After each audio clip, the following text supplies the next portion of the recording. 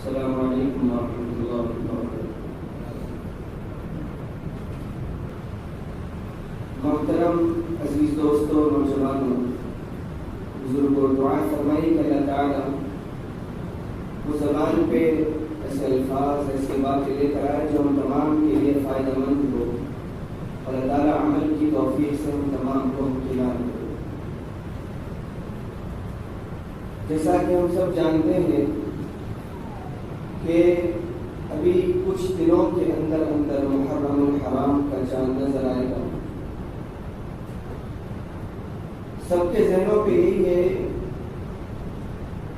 چاہے وہ دین جاننے والے ہوں یا دین نہیں جاننے والے، ان کے ذہنوں میں یہی آتا ہے کہ ایک خاص طبقہ ہے جس کے لیے محرم مختص کیا گیا،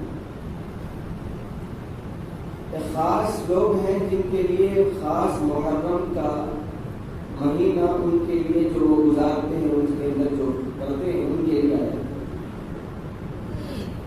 جبکہ محرم الحرام کے اندر جیسا کہ آپ کو معلوم ہے کہ 9 محرم الحرام کو یہودی روزہ رکھتے ہیں، 10 محرم الحرام کو یہودی روزہ رکھتے ہیں۔ آپ صلی اللہ علیہ وسلم نے پوچھا کہ تم کیوں روزہ رکھتے ہو؟ تاکہ موسیٰ علیہ السلام کو اللہ تعالیٰ نے فرعون سے نجات دلوائی ہے، اس زند میں ہم شکرانے کے طور پہ ہم روزہ رکھتے ہیں، فرعون سے نجات ملی ہم۔ تو اللہ کے نبی علیہ السلام نے کہا کہ موسیٰ تو ہمارے بھی نبی، ہم جیسا کہ ہم ایمان مفصل ہو، ایمان مثبت ہو، پڑھتے کہ آمنت باللہ و ملائکتہ و کتبہ و رسلہ، ہم تمام رسولوں کے اوپر ایمان ہے، ہمارا ایمان تمام رسولوں کے اوپر ہے۔ تو موسیٰ تو ہمارے بھی نبی ہیں، ہمارے بھی اوپر حق ہے۔ تو صحابہ نے عرض کیا کہ اللہ کے نبی کہ ہم بھی رہیں 10 محرم الحرام کا روزہ؟ تو آپ صلی اللہ علیہ وسلم نے فرمایا کہ ایک کام کر لو کہ 9 کا اضافہ کر لو یا 11 کا اضافہ کر لو۔ اللہ کے نبی اس میں حکمت کیا ہے؟ اللہ کے نبی نے فرمایا من تشبہ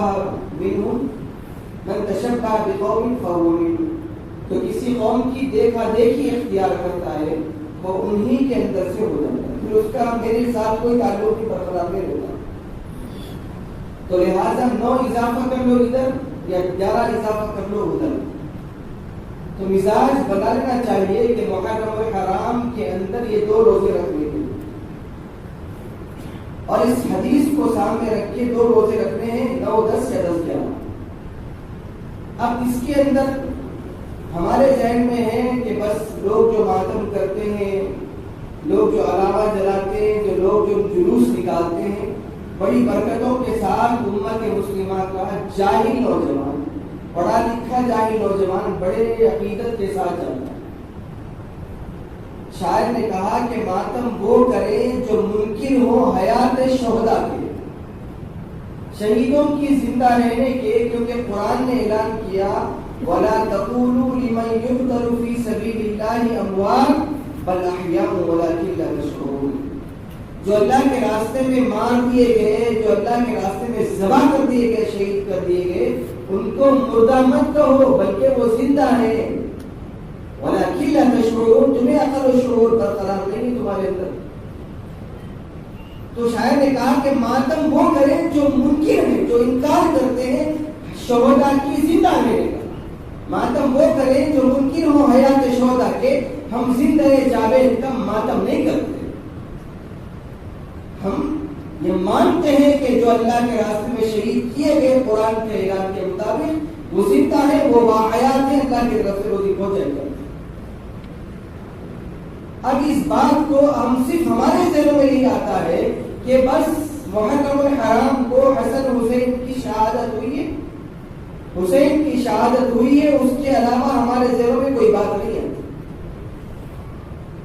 بہت ساری چیزیں محرم الحرام کے اندر واقع ہوئی ہیں۔ آدم علیہ السلام کی توبہ قبول 10 محرم کو، بڑے بڑے کام 10 محرم کو وارد ہوئے، یہ ہمارے ذہن و گمان میں نہیں آتا۔ لوگوں نے جو پکچر دکھائی ہے، لوگوں نے جو ہم کو سمجھایا ہے، لوگوں نے جو ہم کو بتایا ہے، بس وہی چیز کو ایکسپٹ کر لیا۔ 7th کلاس کے اگر بچے کو کہا جائے کہ اس کوشچن کا یہ آنسر نہیں ہے، یہ آنسر ہے، اگر تم غلط آنسر بتا دو تو انکار کر دے گا کہ نہیں، جو میں پڑھ کے آیا ہوں، جو مجھے ٹیچر نے پڑھایا ہے، یہی صحیح آنسر ہے، میں یہی لکھوں گا۔ لیکن پڑھے لکھے جاہل آج کل کے نوجوان کے تاریخ سے منہ موڑ کر زندگی گزار رہے، تاریخ سے بیگانگی کا مظاہرہ کرتے ہوئے، دیکھا دیکھی چٹا پھوکی کا مظاہرہ کر کے اپنے آپ کو ان لوگوں کی راہ پر ڈالتے ہیں جو اس کے بارے میں شریعت نے کہا ہے کہ دیکھو من تشبہ بقوم فہو منہم، جو کسی قوم کی دیکھا دیکھی اختیار کرتا ہے وہ انہیں میں سے ہو جاتا ہے۔ تو اپنے آپ کو ان تمام چیزوں سے بچا کر صحابہ کی زندگی پڑھنی چاہیے کہ محرم الحرام کے اندر کیا کیا چیزیں رونما ہوئی۔ ہمیں معلوم ہی نہیں ہے، ہم تاریخ پڑھیں تو ہم کو معلوم ہوگا کہ بڑے بڑے صحابہ نے قرآن کریم کی ایک آیت کو کوٹ کیا ہے کہ محمد رسول اللہ والذین معه اشداء علی الکفار رحماء بینہم تراہم رکعا سجدا یبتغون فضلا من اللہ ورضوانا سیماہم فی وجوہہم من اثر السجود۔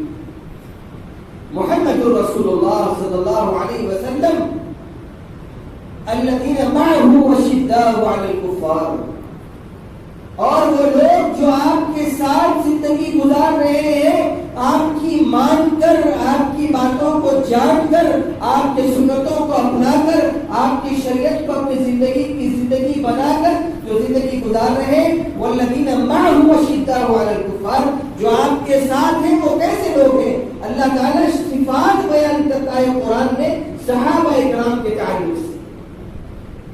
ہمیں معلوم ہی نہیں ہے،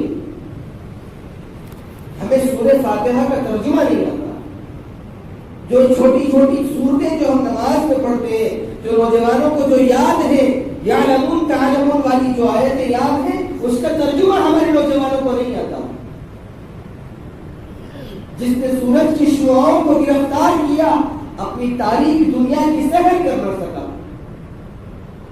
بڑی بڑی ایشوز کو حل کر رہے ہیں، سائنٹسٹوں کے ساتھ، بڑے بڑے مینیجروں کے ساتھ، بڑے بڑے سی ای او کے ساتھ اٹھنا بیٹھنا ہے، تعلقات ہیں، لیکن خود جس کے بارے میں زندگی میں سوال ہوگا اور جس کے بارے میں پوچھا جائے گا کہ میں تجھے کیوں بھیجا گیا تھا، اس کے بارے میں کوئی علم نہیں رکھتا ہے۔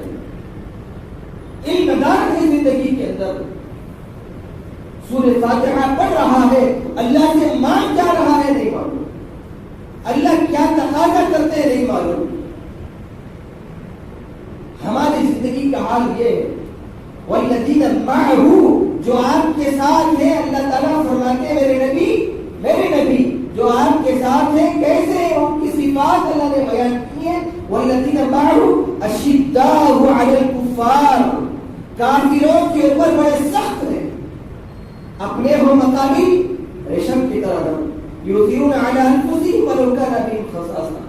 قرآن کی کڑیوں کو ملاؤ، اتنی لذتیں ملیں گی آپ کو کہ بیان کے بارے میں۔ جب آپس میں ملاقات کرتے ہیں تو معاملہ یہ ہے کہ خود پیاسے ہیں لیکن سامنے والے کو پانی پلا رہے ہیں۔ آپسی جب محبتوں کا تقاضا آتا ہے تو ایک شخص نے نہاری بنائی، ایک پایا پڑوس کو دیا، وہ پایا پھرتے پھرتے پھرتے اسی کے گھر کو پھر واپس آ گیا کہ بازو والا شاید زائد حقدار ہو، بازو والا شاید زائد حقدار ہو، بازو والا شاید زیادہ اس کا حقدار ہو۔ یؤثرون علی انفسہم ولو کان بہم خصاصہ، وہ اپنے آپ کو دوسروں پہ ترجیح دیتے ہیں حالانکہ خود خستہ حال ہو، حالانکہ ان کے پاس دمڑی نہیں ہوتی، وہ ضرورت مند ہوتے ہیں، لیکن سامنے والے کے پیٹ پہ ڈالنا، نبی کے سنتوں پہ عمل کرنا ان کی زندگی کا جزو عام ہو جاتا ہے۔ محمد رسول اللہ، یہ محبت آئی ہے تو یہ معاملہ اپناتے ہیں کہ یؤثرون علی انفسہم ولو کان بہم خصاصہ، ایک نوالا خود کھائے بغیر سامنے والے کو دیتے ہیں، ایک روٹی خود کھائے بغیر سامنے والے کو دینا، یہ صحابہ کی محبت، آپسی محبت شریعت بتاتی ہے کہ اپنے ہم مقابل اور ریشم کی طرح لگا۔ آج امت کا مزاج کیا ہے؟ مسلکوں کا اختلاف. امت کا مزاج کیا ہے؟ ایک دوسرے کو دیکھ کے سلام نہیں کرنا. امتوں کا مزاج کیا ہے؟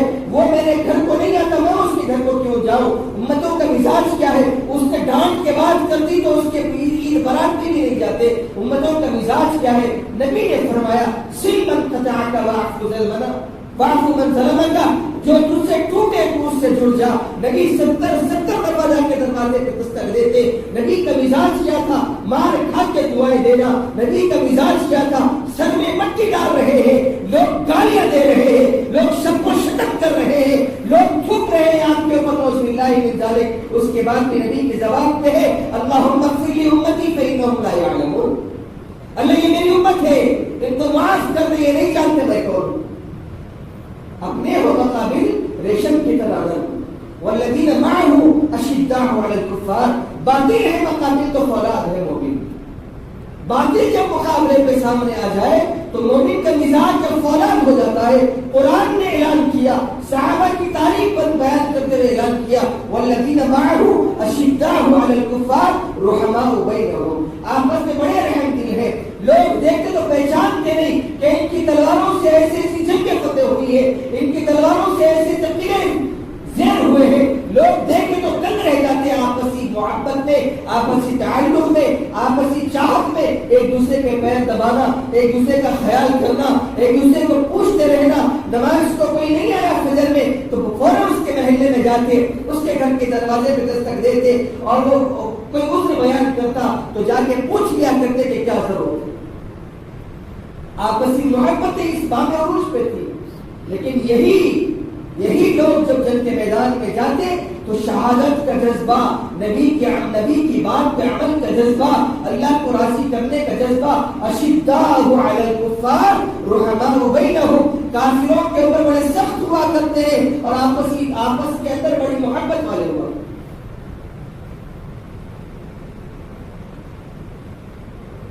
تراہم رکعا سجدا یبتغون فضلا من اللہ. ایسا نہیں ہے کہ لوگ صرف جنگ کے میدان میں ہیں، ایسا نہیں ہے کسی محبتیں کرتے بیٹھ گئے. نہیں، ان کو تم نمازیں پڑھتے ہوئے دیکھو گے، اللہ کے فضل کو تلاش کرتے ہوئے دیکھو گے. رات آئی مسلح پہ ٹھہر جاتے، دن آیا گھوڑے کی پیٹھ پہ بیٹھ جاتے.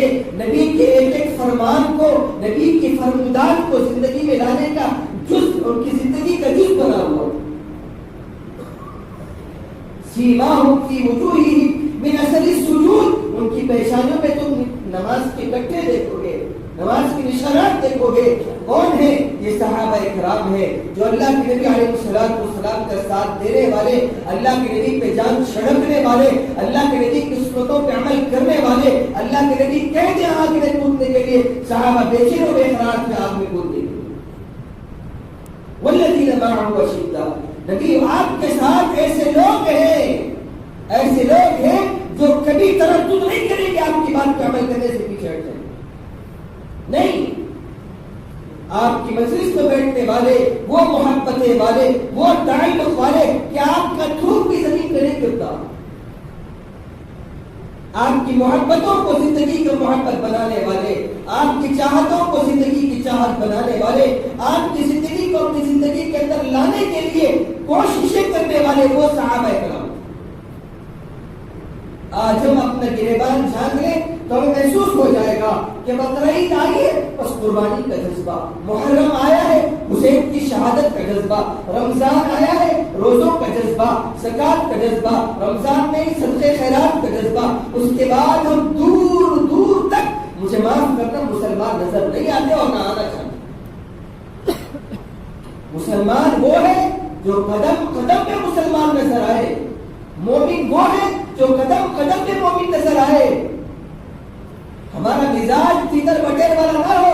قرآن نے اعلان کیا یا ایھا الذین آمنوا ادخلوا فی السلم کافہ ولا تتبعوا خطوات الشیطان. اے ایمان والو، پورے آؤ دین میں. محرم آیا حسین یاد آ گئے، بقرعید آیا قربانی یاد آ گئی، رمضان آیا اللہ یاد آ گیا، اعتکاف یاد آ گیا. اس کے بعد نمازیں یاد نہیں آئی، اس کے بعد رسول یاد نہیں آیا، اس کے بعد اللہ یاد نہیں آیا، اس کے بعد صحابہ کی قربانیاں یاد نہیں آئی. ادخلوا فی السلم کافہ. ولا تتبعوا خطوات الشیطان. یہ کیوں ہو رہا ہے کہ ہم نے شیطان کی اتباع شروع کر دی, ہم نے دلوں کے وہ اس کے راج کو راج بنا دیا, ہم نے منمانی زندگی گزاری ہے. دین میں آسانی ہے لیکن منمانی نہیں ہے, یاد رکھو. اپنے آپ کو مزاج پہ ڈالو نبوت کے مزاج کے اوپر. صحابہ کی تاریخ پڑھو, کیا صحابہ محرم کے لیے تھے؟ کیا حسین محرم کے لیے تھے؟ ان کی زندگیاں تاریخ اٹھا کر دیکھو. سینے پیٹنے سے, کالے لباس پہننے سے کچھ نہیں ہوتا. اتباع سنت ضروری ہے, قرآن پہ عمل ضروری ہے, اپنے آپ کو حسینی کہلانا ضروری ہے.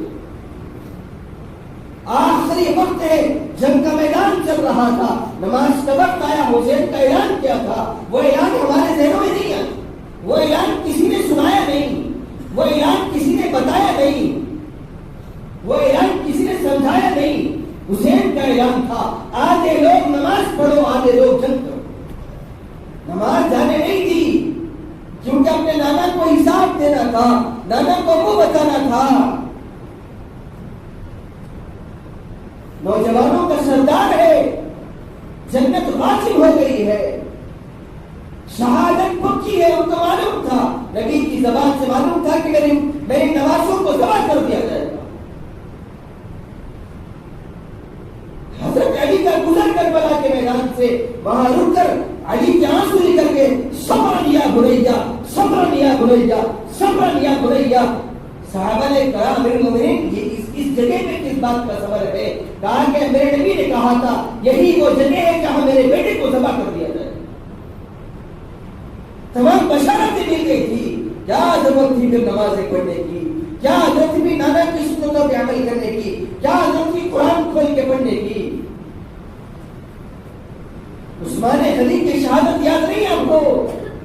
تمام گھر کا محاصرہ کر لیا گیا. صحابہ کرام صرف حسین شہید ہوئے تھے, حسین کے مرتبے بڑے ہیں لیکن ہر صحابی اپنی جگہ مرتبہ. شہادت بڑے, حضرت عمر بن خطاب کی شہادت مسجد نبوی کے اندر منبر رسول کے اوپر ہے, شہادت ہوئی ہے. دعا مانگتے تھے عمر بن خطاب, ہم ایسی دعائیں مانگتے ہیں. میں نے ایک صاحب سے ملاقات کی, 1.5-2 مہینے ہو گئے ملاقات کی. باتوں میں کہتے ہیں آپ کا چہرہ بہت کمزور نظر آتا ہے. میں نے پوچھا ان سے, کہا کہ طبیعت ناساز چل رہی ہے, کہا کہ اپنی صحت کا خیال رکھ لیں. میں نے کہا کہ دعا کر دیجیے مفتی صاحب, 2 اپارٹمنٹ بنا کے مر جاؤں 20 بچوں کے واسطے. اپنی زندگی کا کوئی فکر نہیں, اللہ راضی ہو ناراض ہو کوئی فکر نہیں. زندگی کے شب و روز اس کے اوپر لگ رہے ہیں کہ میں کچھ چھوڑ کے چلے جاؤں, اس اولاد کے لیے چھوڑ کے جاؤں کہ تیری قبر کے اوپر جا کے قرآن پڑھنے والی ملے گی. اس اولاد کو پیچھے چھوڑ کے جا رہا ہو جو دفنانے کے بعد تیرے لیے ہاتھ اٹھا کے دعا کرنے والا بھی نہیں. رب ارحمہما کما ربیانی صغیرا, والا جملہ بھی اس کی زبان پہ نہیں آتا. اس اولاد کے لیے اتنی محنتیں, اتنے تقوی, اتنی کاوشیں, اتنا اپنے آپ کو ملیامت کرنا. عمر ابن خطاب دعا فرماتے تھے, کیا دعا, عجیب دعا. اما عائشہ نے کہا عمر ابن خطاب تیری خلافت ہے, عجیب دعا مانگتا ہے. مجھے تو لگتا ہے ناممکن دعا ہے. اللہم ارزقنی شہادت فی بلدک وحرمک فی حبیبک رضی اللہ صلی اللہ علیہ وسلم. اللہ تیرے نبی کے شہر میں اور مسجد نبوی کے اندر شہادت نصیب کرو. عمر 22 لاکھ مربع میل کا حکمران, جس کے نام سن کے لوگ تھما جاتے تھے. ایک قلعے پہ حملہ کرتے عمر ابن خطاب, آگے قلعے والے کا ارادہ بھی نہیں ہوتا, لیکن وہاں کا بادشاہ سمجھ جاتا کہ شاید عمر کا ارادہ ہو تو اپنی باؤنڈریز کو گھٹ کر لیتا, اپنے سپاہیوں کو جنگ کے لیے آمادہ کر لیتا, کہیں عمر کی نگاہ نہ پڑ جائے. وہ خوف, وہ دھاڑنا, وہ ان کی ہیبت. اس کے بعد دعائیں کیا ہے؟ 22 لاکھ مربع میل کے حکمران کی آرزویں کیا ہے؟ جب خلافت ملی ان واقعات کو پڑھو. اللہ کا واسطہ دیتا ہوں, بہت ہو گئی بدتمیزیاں, بہت ہو گئی آوارہ گردیاں, بہت ہو گیا منہ میں گٹکے پان ڈال کر بازاروں کے اندر پھرنا, بہت ہو گیا. کبھی آؤ نبی کی طرف, کبھی کھولو صحابہ کی تاریخ, کبھی کھول کے پڑھو نبی کی تاریخ, تو معلوم ہوگا محبتیں، کتنی محنتیں، کتنی کاوشوں کے بعد دین ہم تک پہنچا ہے. دین یوں ہی آ گیا ہماری گودوں میں، یوں ہی ہم ایمان والی گود میں پیدا ہو گئے. نہیں، اس کے پیچھے بڑی محنتیں ہیں. وہ عمر بن خطاب جب خلافت ملی تو اپنے لوگوں کو بلایا، مشورے کے لیے بٹھایا، کہا کہ دیکھو، روتے ہوئے کہا دیکھو، آج بینک اکاؤنٹ میں 2 کروڑ آ جائے، قدم جگہ پہ لے رہے، کوئی اچھا عہدہ مل جائے، سگے بھائی کو بھی وقت دینا مشکل ہو جاتا ہے، دوست احباب کو تو پلٹے بھی نہیں دیتے. انسان کے اندر سے عاجزی ختم ہو جاتی، تکبر آ جاتا، فخر آ جاتا، وہ سمجھ رکھتا ہے کہ مجھ جیسا بڑا کوئی نہیں دنیا میں. عمر بن خطاب خلافت کے بعد بلایا، تمام لوگ بیٹھ لے کر چلے گئے، اپنے مصاحب کو بلایا مشورہ دینے والوں میں، جن کے اندر بڑے بڑے کبار صحابہ تھے، بلا کے سامنے بٹھایا، کہا کہ دیکھو مشورے ہو گئے، بیعت لے لی لوگوں نے، اب مجھے خلیفہ بنا دیا گیا، میں تم سے ایک مشورہ چاہتا ہوں، اپنا ذاتی مشورہ. کہا کہ کیا ہے عمر؟ کہا کہ دیکھو مجھے کوئی ایسی بات کہہ دو جس سے میں خلافت صحیح چلا سکوں، کوئی ایسا مشورہ دو، کوئی ایسی بات مجھے بتا دو جس کو یاد کر کے میں حکومت کے تعلق سے ڈر کے اللہ کے خوف سے ڈر کے وہ خلافت چلا سکوں. لوگوں نے مشورہ دیا، عمر اپنی نگاہوں کے سامنے جہاں تو فیصلے کرنے بیٹھتا ہے، نگاہوں کے سامنے اس حدیث کو لکھ لے کہ الموت لیس منہ الفوت، موت وہ ہے جس سے کسی کو چھٹکارا نہیں ہے. عمر بن خطاب نے کہا بہت اچھا مشورہ، 22 لاکھ مربع میل کا حکمران دعا کیا مانگ رہا ہے؟ اللہ تعالی نبی کے شہر میں مسجد نبوی کے اندر شہادت نصیب فرما. پہلے دن یہ معاملہ کہ موت والا معاملہ سامنے، جب شہادت ہوئی یہ دعا مانگتے تو عمر بن خطاب سے عائشہ کہتی عمر عجیب دعا ہے، تیرا دبدبا پورے عالم میں 22 لاکھ مربع میل کے حکمران بنے ہو، لوگ تیرا نام سن کے کھڑا جاتے ہیں، تجھے کون مسجد نبوی کے اندر مدینے کے اندر شہید کرنے والا پیدا ہو؟ اما جان دعائیں میری ہے، پوری کرنے والا اللہ، ایسی دعائیں مانگا کرو. مرنے سے پہلے وصیتیں لکھ رہے، اولاد جھگڑ رہے، 1 ہفتے سے مسلسل مجھے نوجوان کا فون آنا، گھر کے ترکے کے تعلق سے رو رہا ہے کہ میں نے اتنا من لگا دیا گھر کے اوپر لیکن کوئی سننے والا نہیں.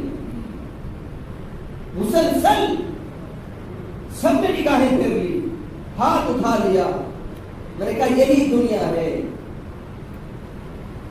وَمَا الْحَيَاةُ الدُّنْيَا إِلَّا مَتَاعُ الْغُرُورِ، اللہ نے خود کہا ہے، بنانے والے نے کہا تم کس سوچ میں ہو، بنانے والے نے کہا میں دنیا کو دھوکے کی جگہ بنا رہا ہوں، یہاں تم وفا ڈھونڈ رہے ہو، یہاں تم وفاداری ڈھونڈ رہے ہو. غیر نے تم کو جان کہا، سمجھا کہ اس نے کیا کہا، اپنی بیٹے کو، اپنی اولاد کو، اپنی بیوی کو میری جان ہے، میرے رختے جگر ہے. غیر نے تم کو جان کہا، سمجھا بھی اس نے کیا کہا، یعنی کہ بے وفا کہا. جان کا اعتبار کیا، جان آج ہے کل چلی گئی، جان کا کوئی اعتبار نہیں ہے. اپنے آپ کو صحابہ کی زندگی کے اوپر چلاؤ، صحابہ کی زندگی رکھ کے پڑھو. ابو لولو آیا، شہید کر کے چلے گیا عمر بن خطاب کو، ذہن میں بجھا خنجر لیا، فجر کی نماز میں نماز پڑھنے ڈر گئے، آگے چیر کے نکل گیا، گرے، صحابہ نے پکڑا اور 2-3 صحابہ کو خنجر چبا کے نکلا. عمر بن خطاب کے جملے کیا تھے؟ مل گیا مجھے مارنے والا، کہا کہ ہاں مل گیا. مسلمان ہے یا غیر مسلم ہے، کافر ہے یا ایمان والا ہے؟ کہا کہ کافر ہے، ابو لولو ہے. الحمدللہ اللہ تیرے دربار میں اس حالت میں پہنچ رہا ہوں کہ مجھے مارنے والا کوئی تیرا نہیں ماننے والا ہے. ماننے والے یہ عمل نہیں کر سکتے. اللہ تیرے نبی کی اس بات کا لحاظ رکھتے ہوئے میں نے خلافت اس انداز میں چلائی ہے کہ تیرا خوف رکھنے والے زیادہ ہیں مدینے کے. اس انداز میں موت مزنبی کے اندر شہادت. یہ وہ لوگ ہیں سیماہم فی وجوہہم من اثر السجود، ان کی پیشانیوں سے جھلکتی تھی سجدوں کے رونقیں، ان کی برکتیں، ان کی شمعیں نکلتی تھی ان کی پیشانیوں سے. ہمیں معلوم ہی نہیں ہے. آج ہمارا مدعا یہ ہو گیا کہ چھوٹے تھے اسکول والے بنے، تھوڑے بڑے ہوئے کالج والے بنے، والدین نے پیچھے سے اتنا پش کیا انجینئر بن جا، ڈاکٹر بن جا، نہیں بننے پہ ناراضگیاں، نہیں بننے پہ مار پیٹ، نہیں بننے پہ کھانا روک دیا گیا، خاندان والوں سے پریشرائز کیا گیا، خاندان والوں سے پریشر ڈالا گیا، بہت اتنا دم کیا گیا کہ ڈاکٹر بن گیا. ڈاکٹر بننے کے بعد بس یہی ذہن میں کہ امریکہ جانا ہے، لندن جانا ہے، ایبراڈ جانا ہے، سعودی جانا ہے، آسٹریلیا جانا ہے، کمانا ہے، کمانا ہے. کسی باپ نے، شعور والے کسی باپ نے، کسی ماں نے کبھی اپنے گود میں سب رکھی یہ نہیں بتایا بیٹا کبھی آخرت کا سامان بنا کے چل تاکہ حشر کے میدان میں ہماری شفاعت کا سامان بن سکے. کسی نے نہیں سمجھا. افسوس ہوتا ہے اس بات کا کہ ہم نے بہت کچھ اپنی اولاد کو دیا سوائے دین کے. فخر سے کہتے ہیں کہ میرا بیٹا ڈاکٹر بن گیا. ہمیں بھی بڑی خوشی ہوتی ہے کہ امت کے نوجوانوں میں ڈاکٹر ہو لیکن پہلے مسلمان ہو، امت کے نوجوانوں میں انجینئر ہو پہلے مسلمان ہو، امت کے نوجوان آگے بڑھے تجارت پہ لیکن اس کو تجارت کا اصول معلوم ہو شریعت کے، امت کے نوجوانوں کے اندر سائنٹسٹ پیدا ہو. ہم چاہتے ہیں لیکن سب سے پہلے وہ یہ ہو کہ نبی اور اللہ کو ماننے والا ہو. تم شوق سے کالج میں پڑھو، اللہ نے ایک بات نے کہا نا، تم شوق سے کالج میں پڑھو، پارکوں میں گھومو، جھولوں میں جھولو، بس بندے سخن کی ایک بات رہے یار، اللہ اس کے محبوب کو بھولو، اللہ اس کے رسول کو تم جہاں بھولے. یاد رکھنا خاتمہ بالخیر کی امید نہ رکھنا. اگر اللہ زندگی میں نہیں، رسول زندگی میں نہیں، جس کے ساتھ وعدہ کر کے آئے ہم، جنہوں نے شہادت کے درجے پا کر نبی کے ساتھ ہے وہاں پر، آج اگر ہم پہنچ گئے حشر کے میدان میں، اللہ یہ لوگ جن کی زندگیاں کھانا پینا گانا بجانا. کل رات ایک فنکشن ہال کے اندر 11:30 تک میں بیٹھا تھا. نوشے کا عطا پتہ نہیں دور دور تک آ رہا نکل رہے. رضا میں تم ہو نصارا تو تمدن میں غرور، یہ وہ مسلمان ہیں جنہیں دیکھ کے شرمائے ضرور.